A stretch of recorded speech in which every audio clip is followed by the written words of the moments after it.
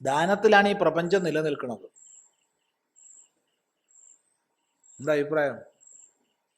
ദാനം എന്ന് പറഞ്ഞാൽ യഥാശക്തി സംവിഭാഗം എന്നാണ് ഭഗവാൻ ഭാഷ്യകാരൻ അർത്ഥം കൊടുക്കുന്നത്.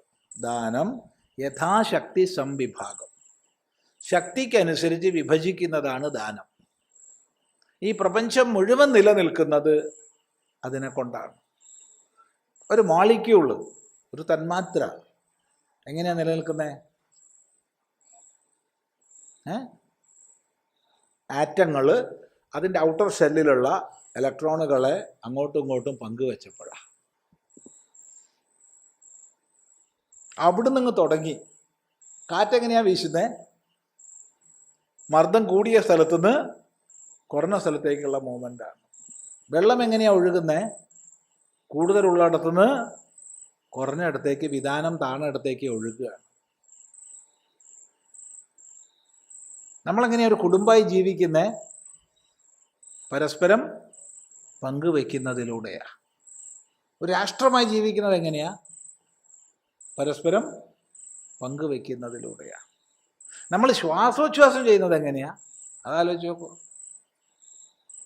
ആരോ എവിടുന്നോ ഉണ്ടാക്കിയ ഓക്സിജൻ നമുക്കവർ തന്നതാ.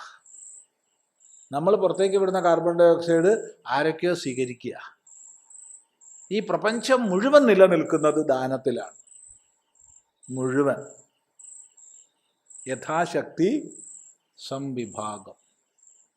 ഇത് മനസ്സിലാക്കിയാൽ നല്ലത്. നമുക്ക് വെയിൽ കിട്ടുന്നുണ്ട്, കാറ്റ് കിട്ടുന്നുണ്ട്, തണുപ്പ്, എല്ലാം ദാനമാണ്. എല്ലാം ദാനമാണ്. അല്ലേന്നൊന്ന് ആലോചിച്ച് നോക്കൂ.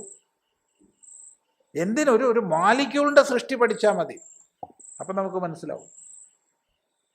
ഈ പ്രപഞ്ചം മുഴുവൻ നിലനിൽക്കുന്നത് യഥാശക്തി സംവിഭാഗത്തിലാണ്. നല്ലോണം ചിന്തിച്ചു നോക്കൂ. അപ്പോൾ സ്വീകരിക്കുമ്പോൾ ഒരു മനോഭാവം ഉറപ്പിക്കുക.